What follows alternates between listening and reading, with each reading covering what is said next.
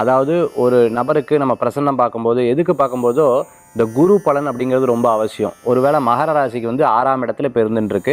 அதே மாதிரி விருச்சிக ராசிக்கு 8ஆம் இடத்துல குரு பகவான் கோச்சாரத்தில் இருந்துருக்கிற நம்ம பார்க்க முடியும். கடக ராசிக்கு 12ஆம் இடத்துல இருக்கிறத நம்ம பார்க்க முடியுது.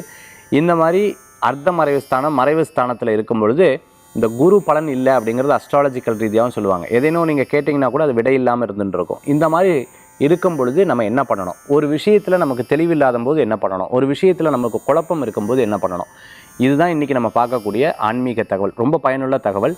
2 விஷயம் நான் சொல்கிறேன். ஒன்று, தட்சிணாமூர்த்தி சுவாமிக்கு முல்லை புஷ்பம் போட்டு ஒரு 12 நிமிஷம் அந்த சுவாமிகிட்ட உட்காந்து ஓம் தட்சிணாமூர்த்தே நமக குரவே நமகங்கிற மந்திரத்தை மட்டும் ஜபிச்சுட்டா போதும். அடுத்து நவக்கிரகத்தில் இருக்கக்கூடிய குரு பகவானுக்கு சுண்டக்கடலை மாலை போட்டு 2 தீபம் நெய் தீபத்தை ஏற்றி வந்தால் போதும்.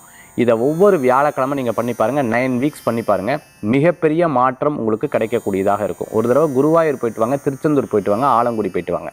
இதெல்லாம் இப்போ நான் சொன்ன ராசிக்காரங்களுக்கும் நான் சொன்ன சப்ஜெக்ட் எனக்கு குழப்பம் இருக்குது, ஒரு இதில் முடிவெடுக்க முடியல, தடுமாற்றம் இருக்குது, என்ன பிஸ்னஸ்ன்னு பண்ண முடியல, யார்ட்டையும் விடை கிடைக்கல, ஒருத்தர் எனக்கு யாராவது கைடன்ஸ் இருந்தால் பரவாயில்ல, இதுக்கு என்னால் முடியாது, யாராவது ஒரு துணை வேணும், ஒரு அன்பு வேணும், பாசம் வேணும், கல்யாணம் ஆகணும், அதே மாதிரி என் மனதில் இருக்கக்கூடிய சங்கடத்தை சொல்கிறதுக்கு ஒரு நபராக எனக்கு அனுகிரகம் பண்ணணும் அப்படின்னு சொன்னால் கண்டிப்பாக உங்களுக்கு விடை கிடைக்கிறதுக்கு நான் சொன்ன பரிகாரம் மிகப்பெரிய மாற்றத்தை கொடுக்கும். மீண்டும் சந்திப்போம். நன்றி, வணக்கம்.